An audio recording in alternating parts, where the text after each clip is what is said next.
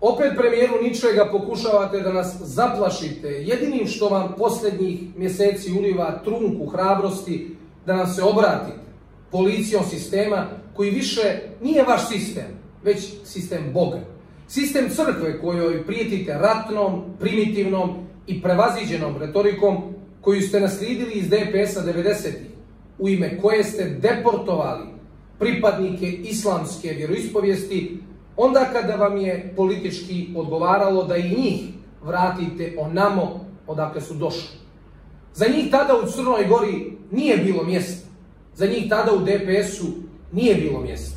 Tako vi vladate nad ničim, jer od zemlje koju kažete da volite ostala je pustoš. Vi vladate nad mini hidroelektranama i zagađenim rijekama, zagađenim morem, zagađenim vazduhom, oronulim putevima, nad tuđim lukama. Vi vladate nad zastrašenim i potkupljenim, kojih je sve manje.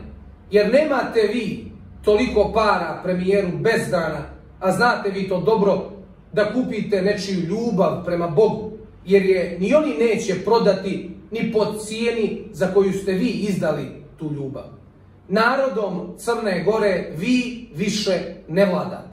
Prijetite istrebljivanjem ideologije jedne vjere jednog naroda, mučki se krijući iza kupovine onih čije ste očeve, rođake i braću po islamu deportovali, progonili, a onda postavili na pijedastal vašeg političkog tržišta, pa ih opet prodali za cijenu koju oni nikada neće saznati, a od koje ste sebi i svojima kupovali sve što ste mogli, sve dok niste razorili Crnu Goru onako kako su to radili svi okupatori prošlosti, a svaki se slomio na pragu Cetinskog manastira.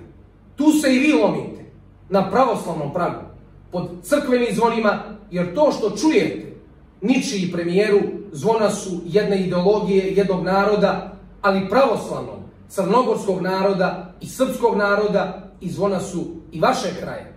Uzalud pokušavate da još jednom zamutite vodu koju godinama unazad mutite, da stvarate nacionalni i vjerski jaz u kom vi najbolje profitirate, jer vide to i oni koje kupujete. Ne volite vi Crnu Goru više od onog koliko im plaćate da vam na dan izbora prodaju sebe. Vaša ljubav prema Crnoj Gori ne košta više od 50 eura. Čijim kućama vi prijetite da ćete nas vratiti? Do čije granice vi mislite da ćete nas protjerati?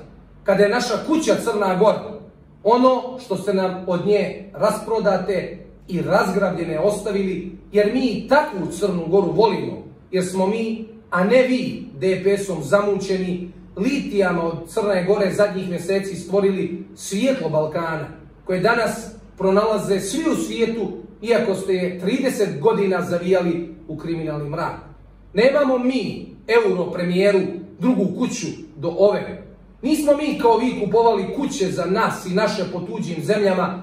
Nećemo nikada odavde otići.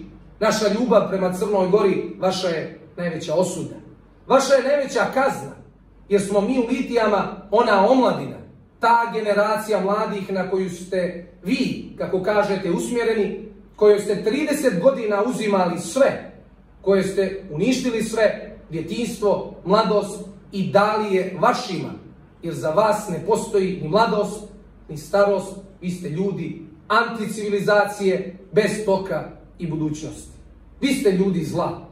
Ono koje se na ovim prostorima povampiri svakih 100 godina, koje pokušava da nas razjedini, iskorijeni i oduzme nam pravoslavlje, otima nas od nas samih i ne proklinju vas, naši i vaši sveštenici, prokletstvo nad onima koje na nišane Boga svojim riječima dao je sveti Vasilij Ostroški i Petar Cetinski, njihove kletve nad vašim glavama odjekuju.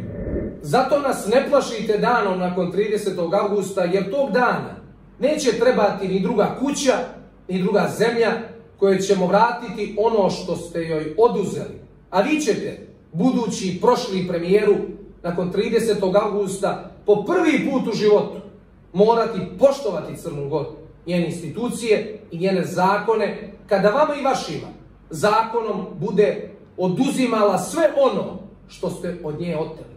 Od Crne Gore ostaće vam samo Bog, kog ćete kao nekada opet zavoljeti, a naši sveštenici će biti u crkvama nakon 30. avgusta da vas dočekuju kada se budete vratili našim hramovima, jer ćemo, kada odete, konačno stvoriti Crnu Goru budućnosti u kojoj će svako slobodno i nepotkupljivo voljeti svog Boga.